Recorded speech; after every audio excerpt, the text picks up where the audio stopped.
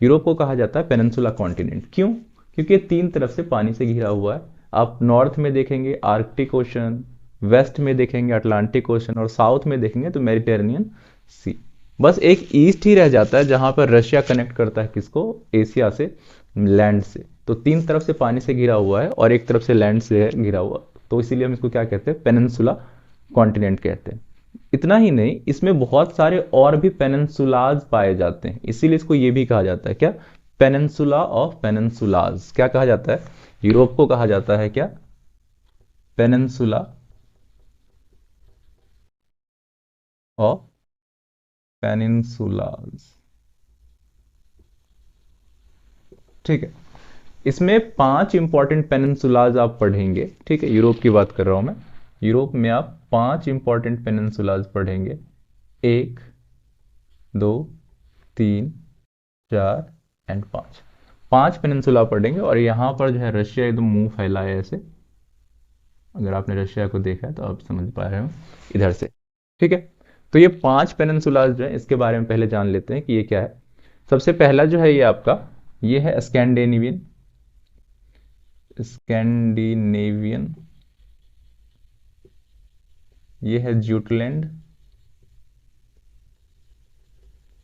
ये है Iberian. Iberian भी बहुत इंपॉर्टेंट है, आइबेरियन। और ये है आपका, ये जूते जैसा है, अब ध्यान से देखेंगे तो जूते जैसा। ये क्या है? इटालियन। इटालियन। और ये है क्या? ये है आपका बाल्कन्स। ठीक है। तो these are the 5 major peninsulas of a peninsula continent, that is Europe. ठीक है। इसकी कंट्रीज की बात करें हम तो यहां पर देखिए, इसमें 3 मेजर कंट्रीज है यहाँ पे, 1, 2 एंड 3। यहाँ पर 2 ही कंट्रीज है। यहाँ पर 4 इंपॉर्टेंट कंट्रीज हैं। यहाँ पर एक इंपॉर्टेंट नहीं, 3 कंट्रीज हैं, एक बड़ा सा। और यहाँ पे टोटल जो है, आप ये कह सकते हैं कि 13 कंट्री, 12+1 13 कंट्रीज यहाँ पे है। तो सबसे ज्यादा कंट्री किस में है? बाल्कन पेनिनसुलाज में, पेनिनसुला में। और सबसे कम किस में? जूटलैंड में। तो दीज आर द 5 पेनिनसुलाज। तो हम इस सब के बारे में अभी डिस्कस करेंगे अच्छे से। तो चलिए शुरू करते हैं। तो सबसे पहले मैंने क्या कहा? स्कैंडिनेवियन। इसमें 3 जो है, सबसे ऊपर क्या है? फिनलैंड। ये नॉर्थ से शुरू हो रहा है, आप ध्यान दीजिएगा, फिनलैंड। उसके बाद इधर क्या है? ये है आपका नॉर्वे।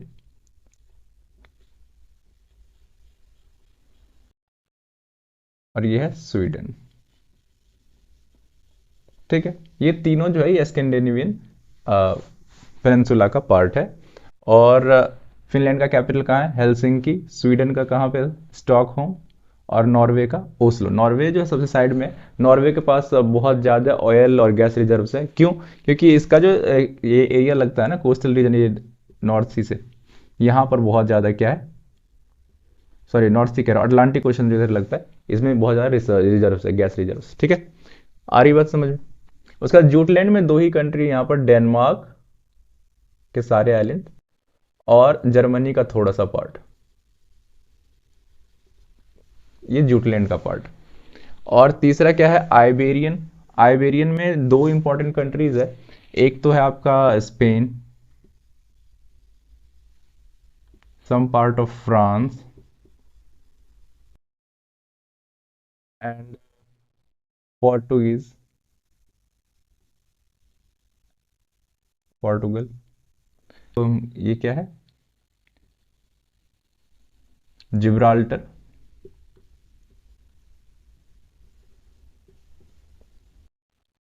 और यहाँ पर क्या है? एंडोरा। एंडोरा। एंडोरा फ्रांस में छोटा सा पार्ट आपको मिलेगा, एंडोरा। ये जिब्राल्टर जो है ये आपका स्पेन के बगल में है। तो यहीं पर क्या है, ये यहीं से ऐसे करके है ना, ये जिब्राल्टर स्ट्रेट। तो इससे ऊपर ये हमारा स्पेन वाला पार्ट हो जाता है, और यहाँ पर है मोरक्को, अफ्रीका का अलग करता है। तो यही है वो नीचे वाला पार्ट जो है यूरोप का, वो यहीं पे है। स्पेन हो गया, पोर्टुगल हो गया, मेन पार्ट है। और फिर फ्रांस का छोटा सा पार्ट।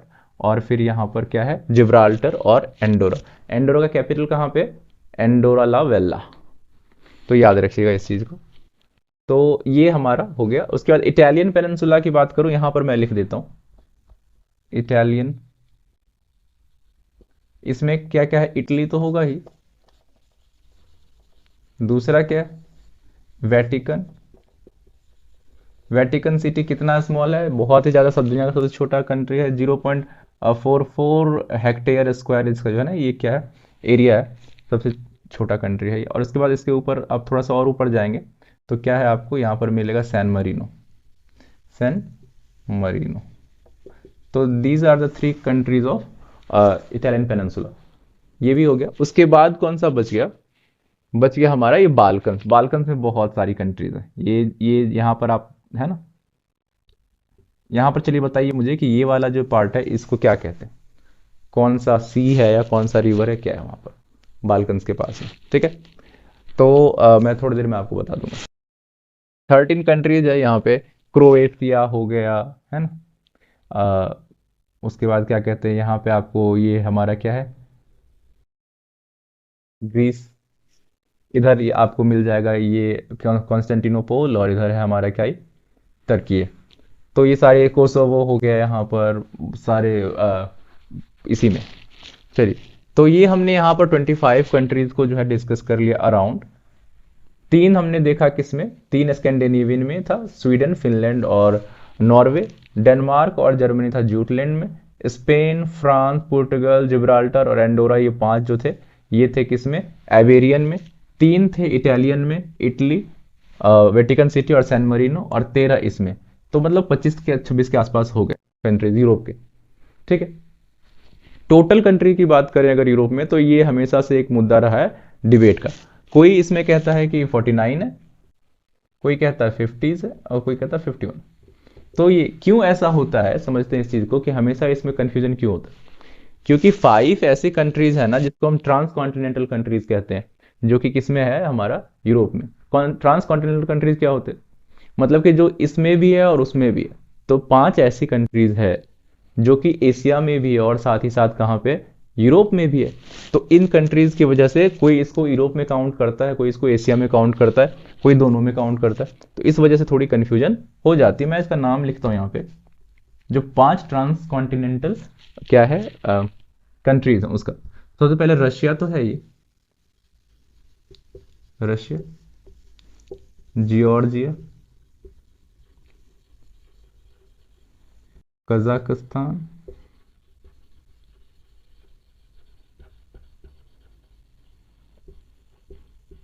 अजरबैजान,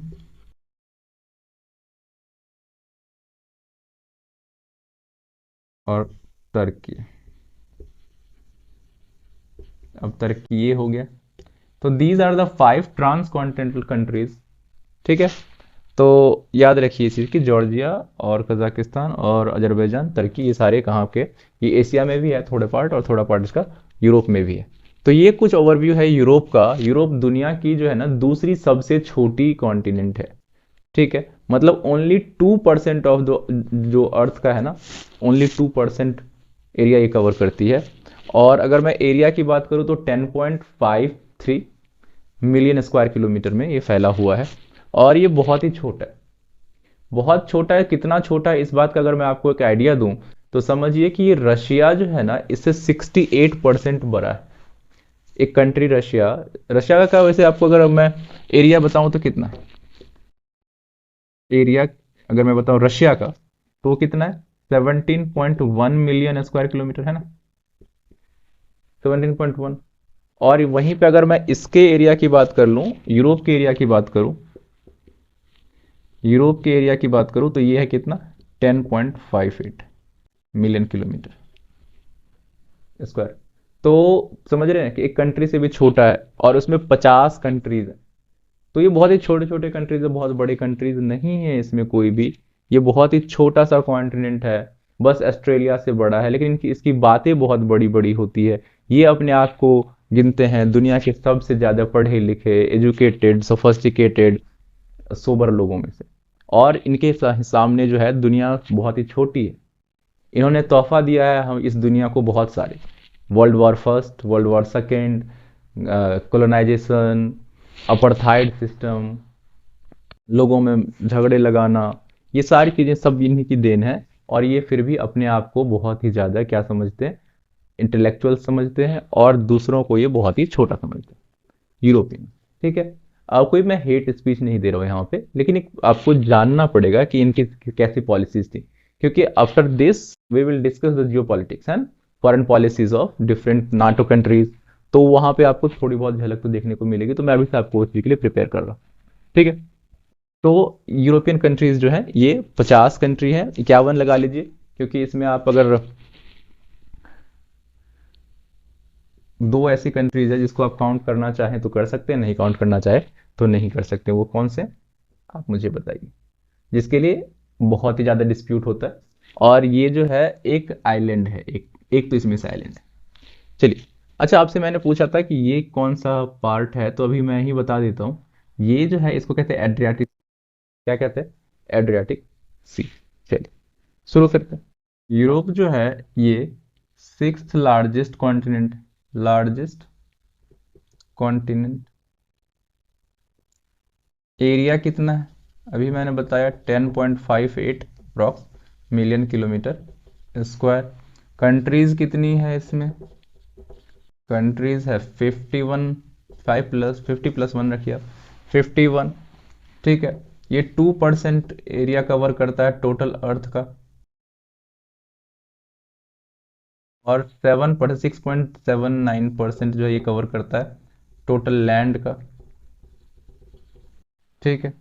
और इसकी जो सबसे बड़ी कंट्री है, सबसे बड़ी कंट्री अगर लार्जेस्ट कंट्री में बात करूं जो इंटायरली यूरोप में है, लार्जेस्ट कंट्री। वैसे तो सब कुछ में आपका जवाब रशिया ही आ जाएगा, लेकिन जब मैं सिर्फ और सिर्फ यूरोप की बात कर रहा हूं यहाँ पर, तो इसमें आ जाएगा कौन सा, फ्रांस। ठीक है। फ्रांस का जो एरिया है ना वो 6,43,801 किलोमीटर। ठीक है, स्क्वायर, इतना है।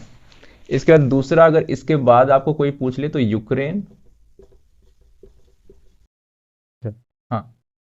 और उसके बाद आपका स्मॉलेस्ट कंट्री अगर बात करें तो स्मॉलेस्ट कंट्री कौन सी है, वेटिकन सिटी, सिटी 0.44 हेक्टेयर में किलोमीटर स्क्वायर। ठीक है। तो ये ध्यान रखिए। और इसके बाद दूसरा एक और भी कंट्री है जिसका नाम है मोनाको।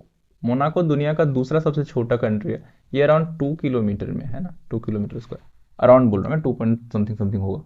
और उसके बाद सैन मरीनो तीसरा यूरोप का सबसे छोटा कंट्री। उसके बाद तो ये कुछ ओवरव्यू था हमारा किसका, यूरोप का। आ रही बात समझ में। अब हम इसके कुछ फिजियोलॉजी को देख लेते हैं, ज्योग्राफी को। तो अगर मैं रिवर्स की बात करूं, किसकी बात कर रहे हैं हम, रिवर्स। तो सबसे पहला जो रिवर है वो क्या है, Volga, Volga river. Volga river Europe की सबसे बड़ी रिवर है, लेकिन यूरोप की है ही कहाँ। ये आप ये कह सकते हैं कि वोल्गा रिवर जो है सिर्फ रशिया की है, क्योंकि वोल्गा इंटायरली रशिया में ही फ्लो करता है, करती है। ये निकलती कहाँ से है, वल्दाई माउंटेन से निकलती है। वल्दाई आपको कहाँ पे मिलेगा, सेंट पीटर्सबर्ग के पास में मिलेगा आपको वल्दाई, है ना।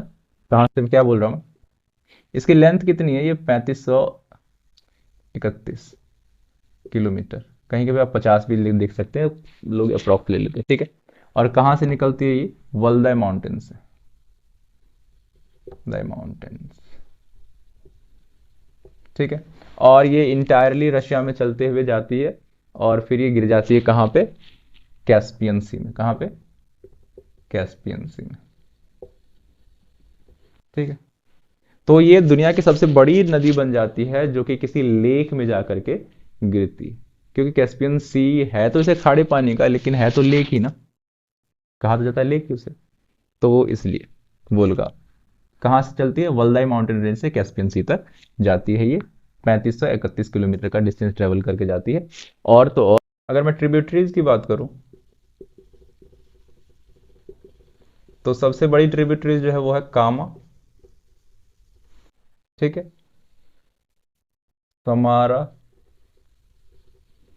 ओका। तो ये सारी ट्रिब्यूटरीज है किसकी, वोल्गा की। ठीक है। अच्छा, यहाँ पर बात चली है तो हम यहाँ पर बात कर ही लेते हैं। ये जो रिवर है ओका, ठीक है, ओका रिवर जो है, ओका, ये जो है वोल्गा की राइट बैंक ट्रिब्यूटरी जो है, वो सबसे बड़ी राइट बैंक ट्रिब्यूटरी है ओका।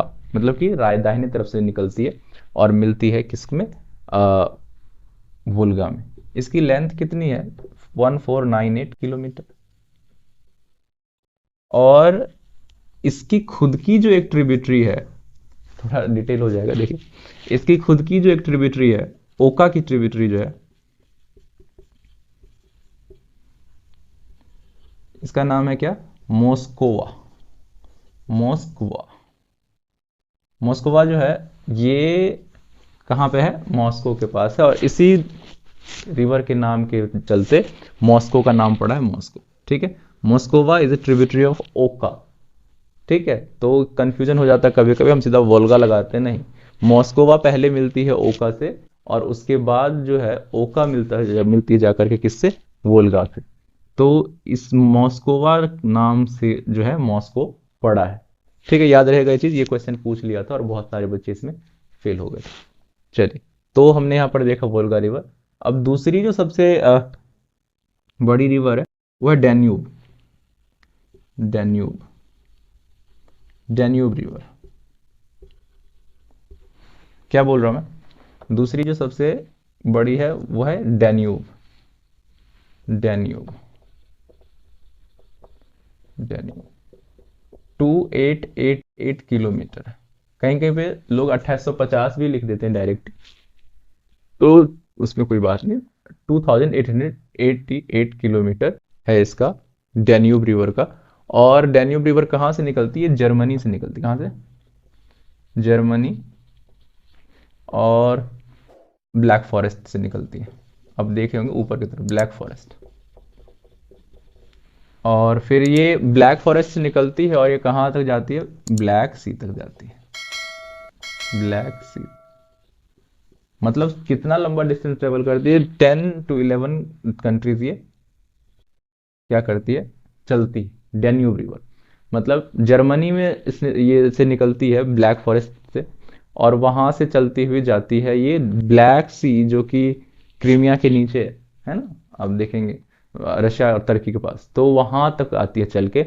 और इसमें की खास बात एक और भी है कि ये सारे कैपिटल्स कैपिटल्स होते हुए जाती है।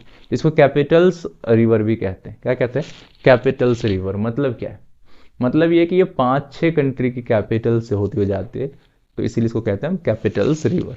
कौन कौन सी है, जैसे जर्मनी से निकलती है ये ब्रातिसलवा। ब्रातिसलवा कहाँ का कैपिटल, आप ये बताइए मुझे। वहां से निकलती है हंगरी का कैपिटल बुडापेस्ट के बगल से निकलती है। तो ऐसे करते करते ये 2-3 कंट्रीज का जो कैपिटल है यूरोप का, वो मैं बताऊंगा आपको। वियना, वियना के बगल से भी निकलती है। तो ये सब जगह से निकलती है कौन सी, डेन्यूब रिवर। याद रहेगा आपको। चलिए, उसके बाद एक दो और रिवर मैं आपको बता देता हूँ। वैसे तो ये दो बहुत ही इंपॉर्टेंट है।